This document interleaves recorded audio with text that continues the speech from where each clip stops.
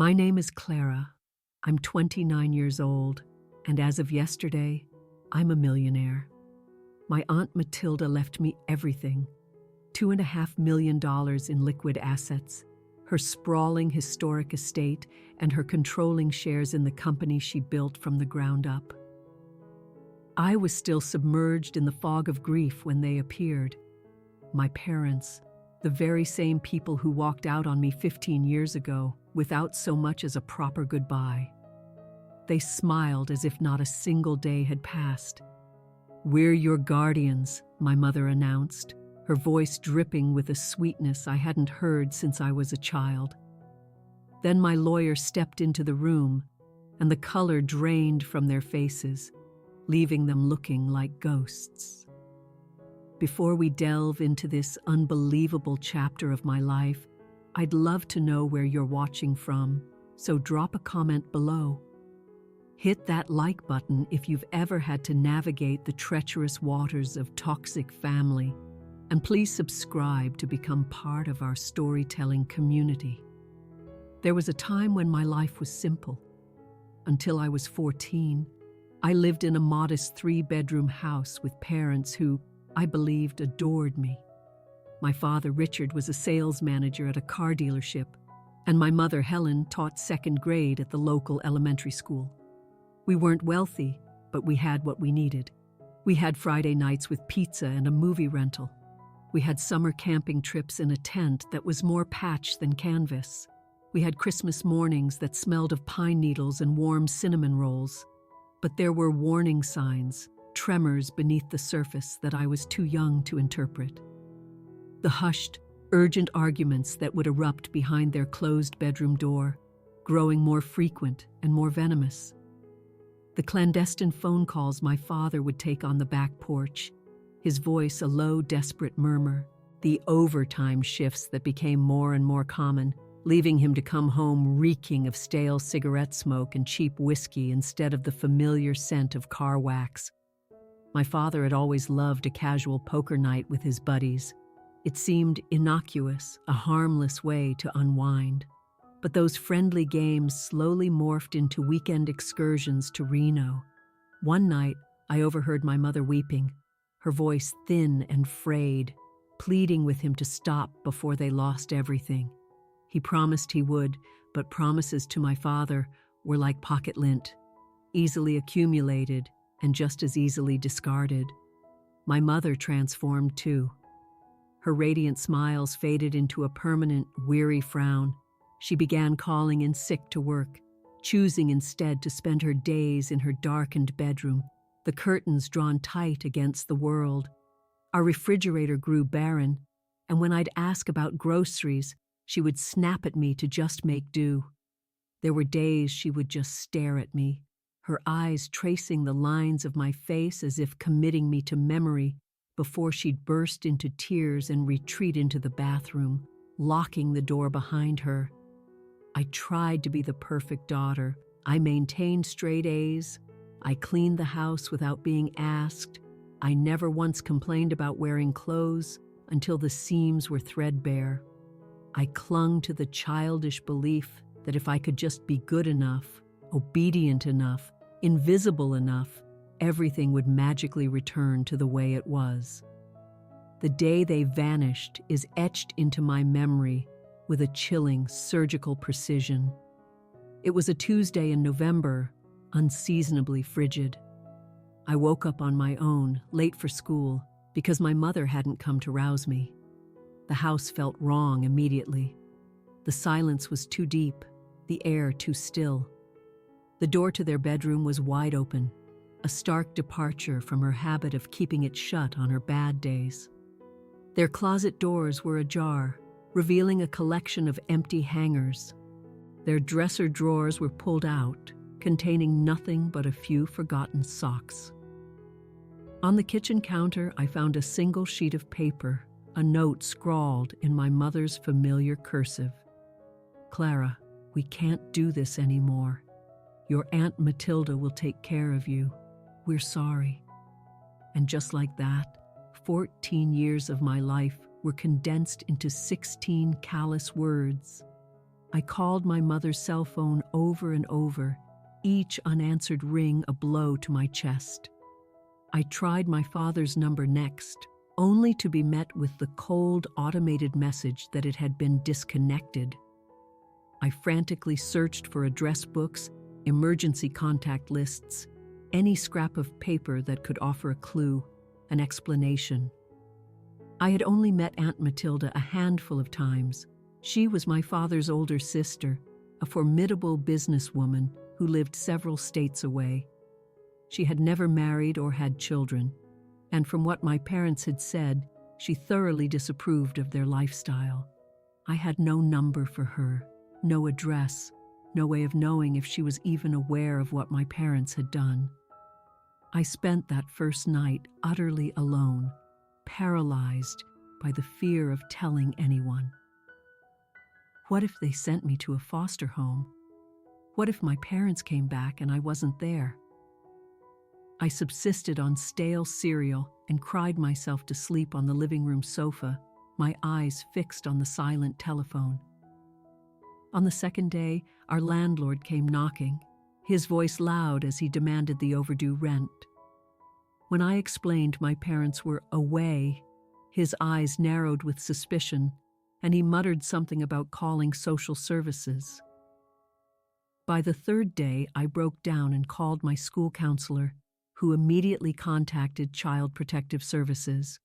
The social worker who arrived, a woman named Miss Dawson, had compassionate eyes and a voice that felt like a warm hug. She made a flurry of calls, pulled some strings, and somehow she found Aunt Matilda. "Your niece has been abandoned," I heard Ms. Dawson say into the phone. "The alternative is the foster system," or a long, heavy pause. "I understand this is sudden, but she has no one else." Another pause. "Tomorrow morning would be ideal. She can't stay in the house alone for another night." Aunt Matilda arrived the next day in a sleek black sedan that looked alien in our rundown neighborhood. She was dressed in a tailored charcoal suit, her silver-streaked hair pulled back in an immaculate chignon. The expression on her face as she looked at me wasn't joy or even pity. It was a mixture of grim determination and weary resignation. "Pack what you can carry," she instructed, her voice clipped but not unkind. "The rest can be shipped." While the social workers dealt with the legal paperwork, I hastily filled a single suitcase with clothes and crammed my backpack with photo albums and my most cherished books. I walked away from my childhood bedroom, leaving the glow-in-the-dark stars still affixed to the ceiling. The drive to Aunt Matilda's house was a 3-hour journey into a new life. She barely spoke other than to ask if I needed a rest stop or was hungry. I just stared out the window, watching the world I knew shrink and disappear in the rearview mirror. The process of establishing legal guardianship was a bureaucratic nightmare. There were court dates, interviews with judges, more social workers, and psychological evaluations. Through it all, Aunt Matilda was a constant presence, unwavering, if not particularly affectionate. She hired top-tier lawyers and never once hinted that I was a burden, even when the proceedings became frustratingly complex. My parents never made an appearance. The court made attempts to locate them to officially terminate their parental rights, but they seemed to have evaporated into thin air. It was as if they had never existed. The abandonment left deep, jagged wounds that even years of therapy could only partially mend. For a long time, I would jolt awake in the middle of the night, convinced I'd heard the front door open, certain they had come back to tell me it was all a dreadful mistake. I composed hundreds of letters in my head, letters I could never send because I had no address. I would scan faces in crowded malls, my heart leaping at a glimpse of a woman with my mother's hair or a man with my father's gait. The therapist Aunt Matilda hired, Dr. Sharma, helped me understand that their departure had nothing to do with me. "Adults make adult decisions based on adult problems," she would say. Children blame themselves because it offers a false sense of control. If it's your fault, you can fix it. But this, Clara, was never yours to fix. Her words were logical, but my heart refused to listen for a very long time. As the years wore on, my desperate search for them in every crowd began to fade. By my 18th birthday, I had stopped flinching every time I heard my name called in public. By 20, I had ceased rehearsing the conversations we would have if we ever met again. By 25, I had finally, painfully, accepted that the parents I once knew were gone forever. And through it all, there was Matilda, not warm, not demonstrative, but dependable, a rock. She never broke a single promise, never missed a single important event, never failed to provide for me. It was a different kind of love than the one I'd lost, a quieter and more pragmatic love, but it was real. Moving into Aunt Matilda's house was like being dropped onto another planet. Her grand Victorian estate was set on 3 acres of perfectly manicured grounds, enclosed by a formidable wrought iron fence. My new bedroom was larger than our entire old house, furnished with heavy damask curtains and an antique 4-poster bed that made me feel like an actress in a historical drama. The house came with an extensive list of rules, all of them strictly enforced. Breakfast was at 7 a.m. sharp. Beds were to be made before school. No shoes on the polished hardwood floors. Piano practice was for 1 hour every day, regardless of my profound lack of talent. Homework was to be completed at my desk, never on the bed or sofa. Dinner conversation had to include at least 1 current event and 1 personal accomplishment. No television on school nights. In the first month, I broke nearly every rule. I was testing her, I think, subconsciously pushing her to see if she too would eventually send me away. But Matilda never threatened to get rid of me. Instead, every infraction was met with a logical, unemotional consequence. Late for breakfast? No breakfast, and a firm reminder that the kitchen staff finished at 7:30. Homework not done? My weekend privileges were revoked until the assignments were completed to her satisfaction. But beneath that rigid, formidable exterior, I caught fleeting glimpses of something softer. Like the time she discovered me sobbing over a photograph of my parents on their wedding day. Instead of chiding me for dwelling on the past, she silently passed me a linen handkerchief and sat with me in quiet solidarity until the tears subsided. Or the time I bombed a calculus exam despite weeks of studying. Matilda, who had built a national chain of 30 upscale home decor boutiques from a small inheritance, worked grueling hours, but was always home for our shared dinner, often with a briefcase of paperwork to tackle afterward. On weekends, she would take me with her on store visits or to meetings with suppliers, expecting me to observe and learn. Watch how people negotiate, she'd instruct. Notice who speaks first, who makes concessions, who holds eye contact. Business is just human psychology with a price tag. Education was her highest value. When the local public school proved to be insufficient, she enrolled me in a prestigious private academy. The transition was brutal. My old school hadn't prepared me for such academic rigor, and the other students came from a world of wealth and privilege that was entirely foreign to me. I struggled immensely at first, spending long nights at my desk, trying desperately to catch up. There were many times I wanted to quit, convinced I would never fit into this world, but Matilda refused to let me surrender.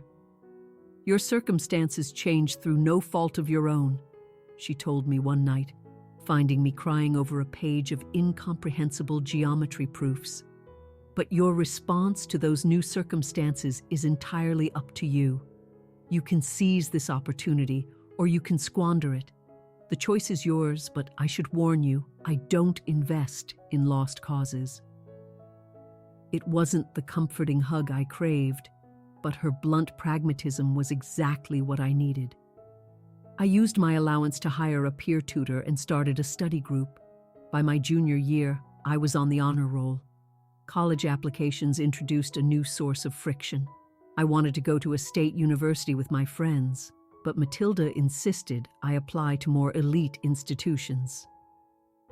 "Your friends are thinking about continuing their high school social life," she said.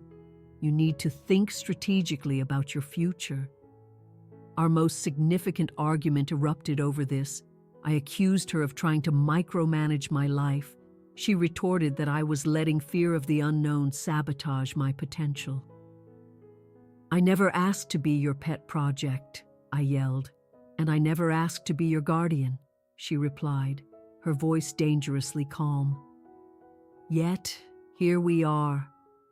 I'm trying to provide you with options your parents threw away." That one sentence silenced me, and in the ensuing quiet, she did something she had never done before. She told me about my father. "Your father was brilliant," she said, her voice softening. "He was a mathematical prodigy. But our parents couldn't afford college for both of us. I got the scholarship. He got a job at the gas station. He resented me for it for the rest of his life. He started gambling as a shortcut, a way to get the life he thought he deserved without the education he couldn't have. Your mother was much the same, bright but trapped by her circumstances. I am trying to break that cycle for you, Clara." It was the first time she had ever spoken of them without a trace of judgment, offering me a sliver of understanding about their tragic, flawed lives. It also illuminated her fierce determination to push me toward success. I applied to 7 universities and was accepted by 5. I ultimately chose a top-tier business program at Boston University. Matilda paid the exorbitant tuition without a word of complaint. College was a period of immense growth. I joined clubs, made friends from all over the world, and discovered a passion for marketing and design strategy, a perfect complement to the financial discipline Matilda had instilled in me. I spent my summers interning at her corporate headquarters, learning the business from the inside out, from supply chain management to public relations. Our relationship transformed during those years. The physical distance seemed to bridge the emotional gap between us. Our weekly phone calls became less of a formal report and more of a genuine conversation, sometimes even filled with laughter. When I graduated with high honors, the pride in her eyes was unmistakable, though she restrained her public display to a single, firm nod. After graduation, I moved back into her house and took a role as the marketing director for her company, Sterling Home Goods. We fell into a comfortable rhythm, 2 independent women sharing a home and a professional passion. I dated, but Matilda subtly disapproved of any relationship she deemed a distraction from my career path. Then, 2 years ago, my world fractured again. Matilda was diagnosed with pancreatic cancer. The prognosis was grim from the outset, but she faced her illness with the same methodical resolve she applied to her business. "We all die, Clara," she stated, when I broke down upon hearing the diagnosis. "The only variables are when and what we do with the time we have left." She worked for as long as her body allowed, gradually transferring more and more responsibility to me as her strength waned. Our roles slowly reversed. I became the one managing her medication schedules, coordinating doctor's appointments, and overseeing her care. In those final months, a surprising vulnerability emerged. One evening, as I was helping her into bed, she clutched my hand, her grip surprisingly strong. "You were the daughter I never knew I wanted," she whispered, her voice raspy. "Taking you in was the single best decision of my life." She passed away in her sleep 8 months after her diagnosis. The funeral was a small, dignified affair, attended mostly by business colleagues and a few distant relatives. As I stood at her graveside, I was struck by the profound realization that she had become my parent in every way that mattered. The grief was a physical weight. The vast house felt hollow, its silence amplifying my loneliness. I kept catching myself about to tell her something, or saving a news article I thought she would find interesting. But I threw myself into running the company just as she had taught me, honoring her legacy with action, not just sentiment. I truly never expected to lay eyes on my biological parents ever again, until the day of the will reading, when my past and present collided.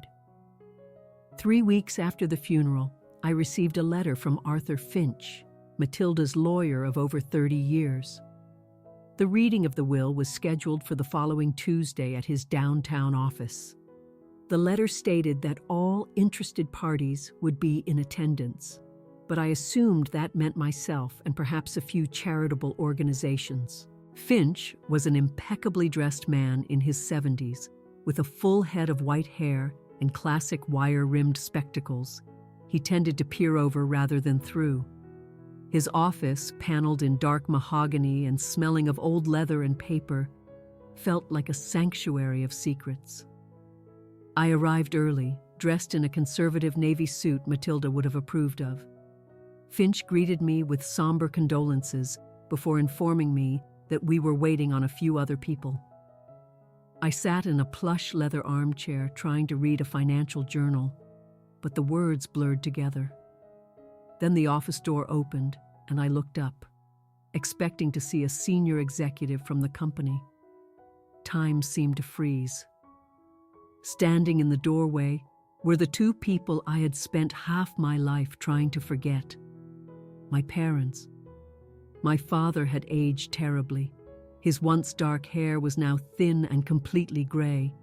Deep furrows were etched around his mouth, and his shoulders were slumped, as if under an immense, invisible burden. My mother looked even more changed. Her hair was cut in a harsh, unflattering style, and her face was gaunt with dark, hollowed-out eyes. When she smiled at me, the smile was a brittle thing that didn't reach her eyes. She clutched her handbag like a shield. "Clara," my father said, his voice hoarse, "look at you." A grown woman. They advanced toward me, and I rose from my chair on legs that felt like jelly. My mother moved in for a hug, but I stood rigid as her arms wrapped around me, the scent of her perfume a disorienting mix of the familiar and the foreign. "We've been trying so hard to find you," my mother said, stepping back to survey me. "You look just like your aunt. So poised." "How did you know to be here today?" I asked, my own voice sounding distant. "We saw the obituary notice," my father explained, attempting a sorrowful expression. "We've been keeping track of the family from a distance. We always knew you were safe with Matilda." Of course. They knew where I was all along. 15 years, and not a single call, not a single letter. The room began to swim. "Please, have a seat," Finch interjected, gesturing to the other chairs. "We have one more person to wait for." A moment later, Mrs. Gable, Matilda's housekeeper of 20 years, entered. She had always been a quiet, kind presence in my life. She gave me a sympathetic nod before taking a seat by the window, pointedly far from my parents. As we waited, my parents attempted a surreal small talk. "We live out in Arizona now," my mother offered. "The dry heat is better for your father's arthritis." "I manage a small convenience store," my father added. "It's not much, but it's an honest living." I simply nodded, my mind a churning vortex of anger, hurt, and a dangerous, treacherous flicker of old longing. Finch finally cleared his throat and opened a large file. "We are gathered to execute the last will and testament of Matilda Sterling," he began. "I will summarize the primary bequests before distributing copies to the relevant parties." My parents both leaned forward ever so slightly, a tiny, almost imperceptible movement that screamed their true intentions. They weren't here for a reunion. They were here for a payday. Finch adjusted his spectacles. To my niece, Clara Winters, I bequeath the entirety of my estate. This includes, but is not limited to, the property at 347 Lakeview Drive, all of its contents, and the surrounding 3 acres. My full ownership stake in Sterling Home Goods, currently valued at approximately $15 million. All bank accounts, investment portfolios, and retirement funds totaling approximately $2.5 million in liquid assets, and all personal effects, including jewelry, art, automobiles, and all intellectual property related to my business. The silence in the room was absolute. I knew Matilda was wealthy, but the sheer scale of the inheritance was staggering. My father cleared his throat. "Excuse me, Mr. Finch, but is that all?" Finch looked at him over his glasses. "There are several smaller bequests to long-term employees," he said, nodding toward Mrs. Gable, "and instructions for charitable donations. But the bulk of the estate, as stated, passes to Clara." My mother's smile became strained. "Well, that's an immense responsibility for someone so young," she said, patting my hand. The gesture felt proprietary and invasive. Thankfully, as her parents, we're here to help guide her. Finch raised a single eyebrow but remained silent. "Legally speaking," my father added, his tone attempting casualness, "since Clara was a minor when Matilda took her in, and our parental rights were never formally terminated, we are still her legal guardians. We'd be happy to help manage these assets until Clara is more experienced." A cold wave of panic washed over me. After 15 years of utter silence, they were trying to seize control of my life and my inheritance. I opened my mouth to protest, but Finch spoke first. "I believe there is some misunderstanding regarding the legal situation," he said smoothly. "Perhaps it would be best if we reconvene tomorrow, once I have all the relevant documentation at hand. Shall we say 2 p.m.? My parents exchanged a look, and my father nodded. "That works for us. We're at the Westmont Hotel. We could have lunch before, Clara, to properly catch up." Before I could answer, Finch stood. "If you'll excuse us, I need a moment alone with Clara to discuss some immediate responsibilities." My parents left reluctantly, their disappointment palpable. "We'll see you tomorrow, sweetheart," my mother said, again reaching for a hug I couldn't return. My father pressed a business card into my hand with their cell numbers scrawled on the back. "Call us anytime," he said. "We have 15 years of catching up to do." The moment the door clicked shut behind them, I sank back into the chair, my hands trembling. "They can't have any legal claim, can they?" I asked Finch. His expression was grim. "You should prepare yourself for a difficult day tomorrow, Clara," he said.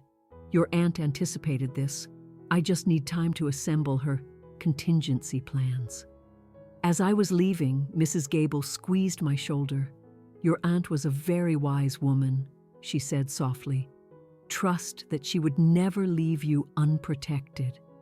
I drove away in a daze, ignoring 3 incoming calls from my mother before I even got to my car. The childhood fantasy of my parents' return had become a waking nightmare. Against my better judgment, I agreed to have dinner with them that evening. Finch had advised me to wait, but I needed to hear their story, to look them in the eye and ask them why. I chose a formal Italian restaurant Matilda had often used for business, a neutral public space. They were already seated when I arrived. My mother had reapplied her makeup, looking more like the woman from my faded memories. "We ordered a bottle of wine," my father announced. I remembered your mother always liked this one. I don't drink wine, I replied, asking the waiter for water. It was a small assertion of independence, but it felt crucial. The first part of the meal was a stilted exchange of superficial questions about my life. Then, my mother finally broached the subject. "We owe you an explanation, Clara," she said, her hand reaching for mine. I kept mine wrapped around my water glass. "What we did was unforgivable. We know that," my father began. "I had gambling debts to very dangerous people. Your mother was suffering from a crippling depression. We convinced ourselves you'd be better off with Matilda," my mother added. "She had stability, resources. We had nothing left to offer you." "You had yourselves," I said, my voice barely a whisper. "That's all I ever wanted." My father looked down at his plate. "I finally got help for my addiction. I've been clean 10 years. Your mother found the right medication.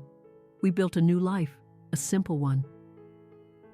"We thought of calling so many times," my mother said, her eyes welling with tears, "but we were so ashamed. And with every year that passed, it just got harder." "You said you knew I was with Matilda," I stated.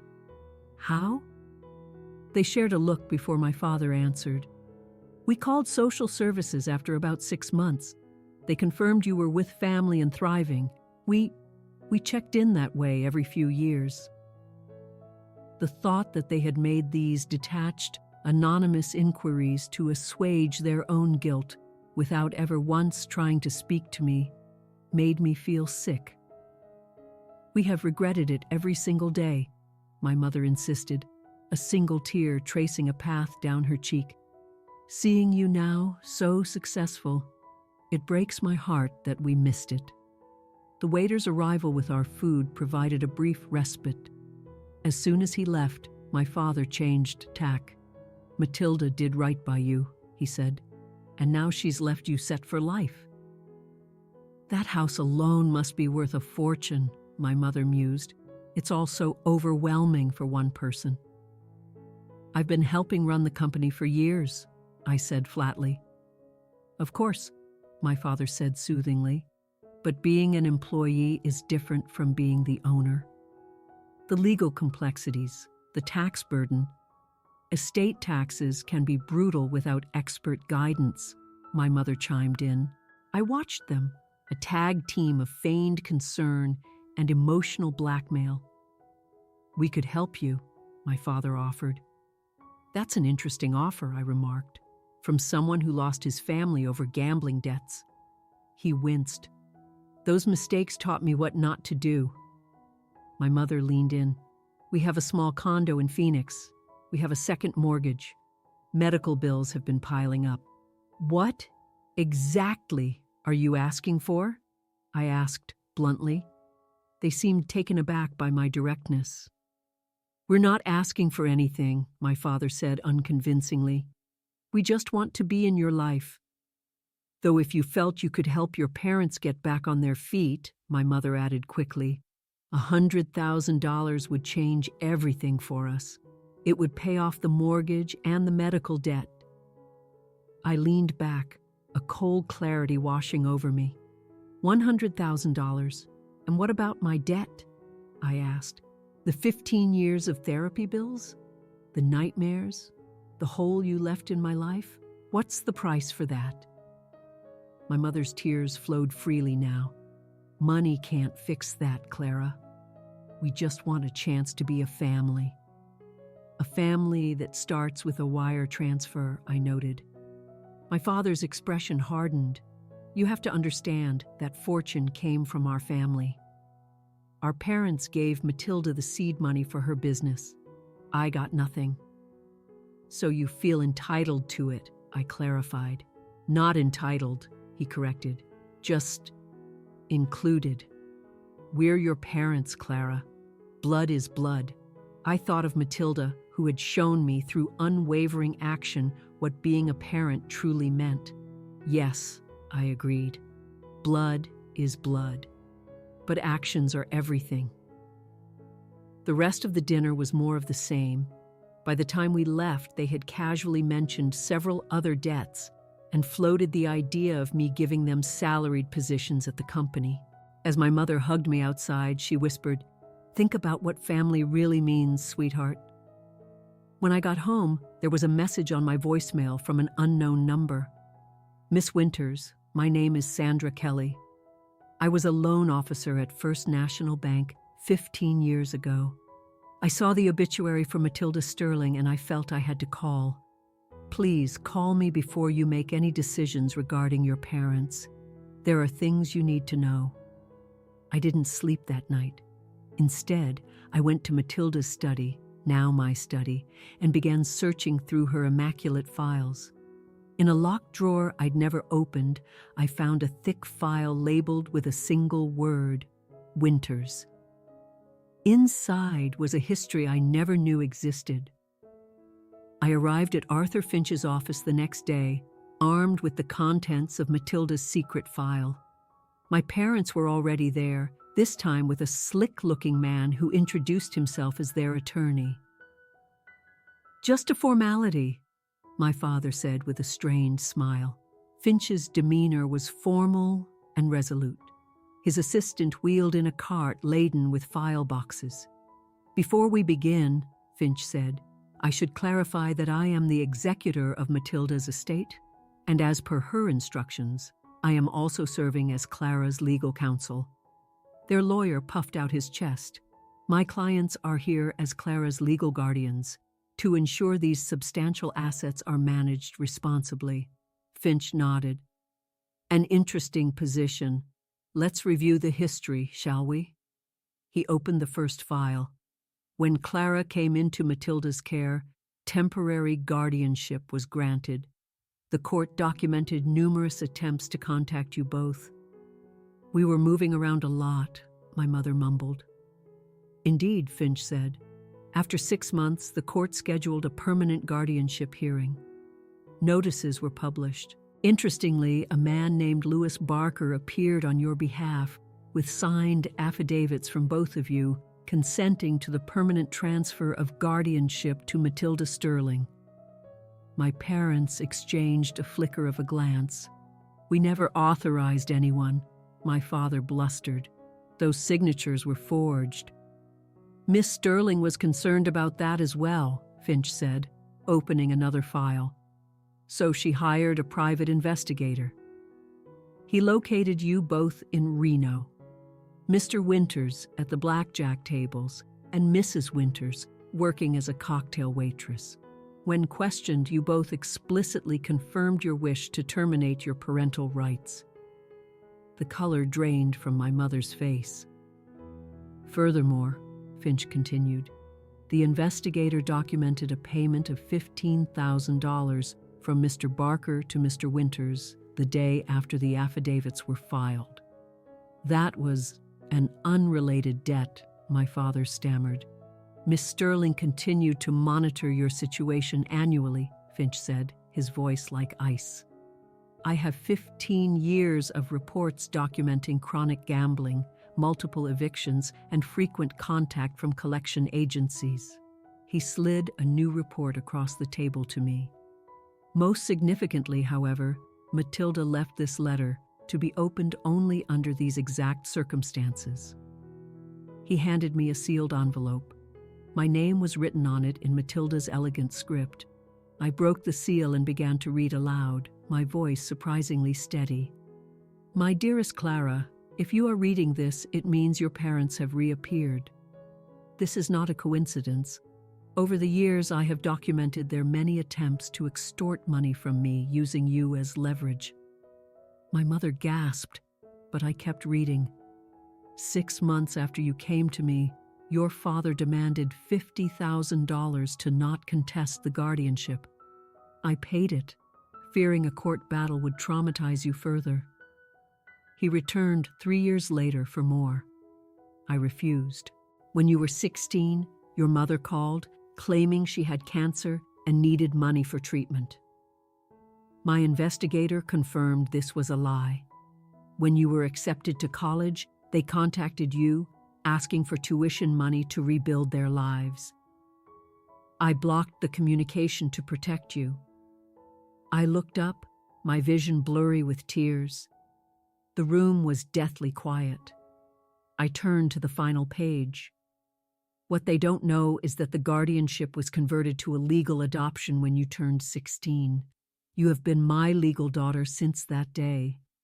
They have no claim on you or on this inheritance. Whatever you decide, protect yourself. Family is built on sacrifice and consistency, not biology. I am so proud of you. Trust yourself. All my love, Vivian. I folded the letter, a storm of emotions raging inside me. I have the executed adoption papers right here, Finch said, placing a thick document on the table. I also have a clause in the will that states any legal challenge to its terms will result in the entire estate being transferred to a foundation for abandoned children. There would be nothing left for anyone. Their lawyer leaned over and whispered frantically to my father. "We knew nothing about an adoption," my father yelled, his face turning purple. "You stole our daughter." "I believe the security cameras in this office are recording this," Finch noted calmly, "which could be construed as an admission of accepting payment for parental rights." "Dad," I said, the word feeling alien. "I found Matilda's files. I know about the other families you targeted, the Petersons, the Galinskas, families where you claimed to be long-lost relatives to cash in on inheritances." My mother broke down, sobbing. "Save it," I said, my voice filled with a sudden, weary finality. "Did you really think she would leave me unprotected?" My father's anger curdled into a snarl. "Listen, Clara, we can work this out." "I think we're done," I said, standing. "Mr. Finch, is there anything else?" "No," he said. "Your parents have no legal standing. Then I want them to leave." "Clara, please," my mother begged. "You had 15 years, I said quietly. "You waited until there was money. That's all I need to know." Finch pressed a button on his desk, and 2 security guards appeared at the door. "These gentlemen will escort you out," he said. As they were led away, my father shouted, "She's our daughter." "No," I corrected him. "I was your daughter.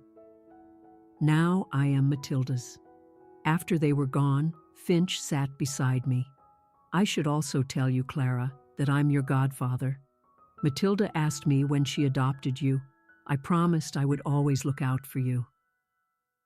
This final, unexpected gift from Matilda brought a fresh wave of tears. That evening, my parents showed up at my house. I saw their rental car in the driveway and met them at the door, blocking their entry.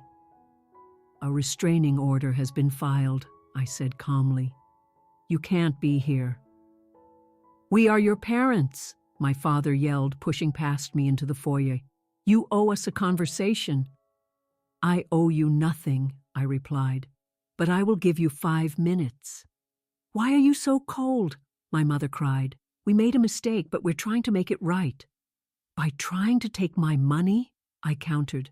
"That woman poisoned you against us," my father spat. "Matilda saved me," I said, my voice rising. "She gave me an education, self-respect, a home. She showed up. Do you have any idea what it was like to wake up to an empty house? To wait by the phone for a call that never came? To look for you in every crowd for years? We thought about you every day." My mother sobbed. "Thoughts are meaningless without action," I shot back. "Matilda never once said I love you, but she showed me every single day. You're only here now because she died rich. If she had died poor, you'd still be in Arizona and I'd still be an afterthought."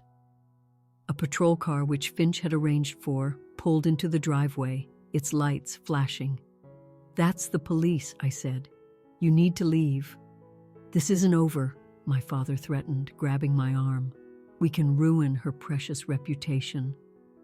"Everything you say is being recorded," I said, pointing to the small security camera in the foyer.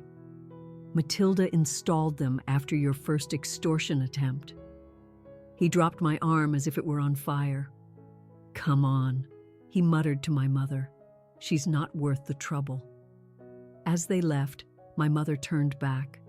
You'll regret this when you're all alone with your money. I'm not alone, I said. Matilda was my family. You were just the people who gave me away. Later that night, in Matilda's bedroom, I found a small wooden box on her nightstand. Inside were all my report cards, school photos, even the program from my college graduation. Beneath them was one last envelope. Elaine, it began, I have never been good with words of emotion, but let me state it plainly so there is no doubt. I love you, not out of duty, but because of the resilient, intelligent, and kind woman you have become. I did not give you life, but watching you build yours has been the greatest privilege of mine. The adoption was for my peace of mind, so the world would know you were my daughter in every way that counts. Be well. Be happy. Mom. That final word, never spoken between us, broke me open. I wept, not for the parents I had lost, but for the one I had found. 6 months have passed. I am running the company, and I've established the Matilda Sterling Foundation to help children who have experienced abandonment. My parents returned to Arizona after the local paper, run by a friend of Matilda's, refused to print their slanderous stories. I have found my real family in Mrs. Gable, who tells me stories of how terrified Matilda was when I first arrived, and in Arthur Finch, my godfather, who dines with me once a month. I even received a letter from my mother a few weeks ago. It was a simple, stark apology with no strings attached. It sits in my desk drawer, unanswered. I am healing.